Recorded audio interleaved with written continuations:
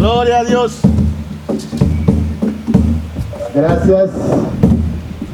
Gloria sea al Señor. Así que estamos llegando al final de nuestro gran evento. Amén.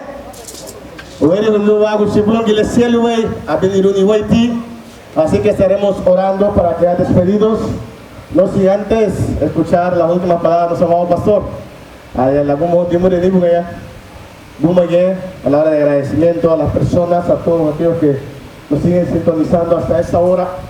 Gloria sea al Señor. ¿Verdad? Saludamos a Palesca de Guevara, Johanna Álvarez. Gloria sea al Señor. Saludamos al hermano que está conectado, Héctor Barcelona. Ha venido ¿verdad? Gloria sea al Señor por tu vida.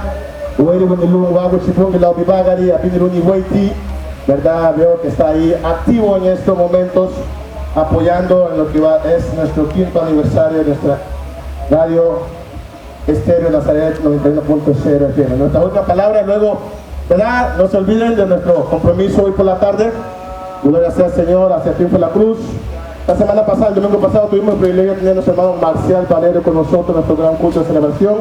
El día de mañana, domingo 24, si así Dios lo permite, estaré con nosotros nuestro hermano Jimmy Dionisio desde la ciudad de Ceiba. Amén, de la Ceiba. Gloria sea al Señor. Entonces, la última palabra de nuestro amado pastor.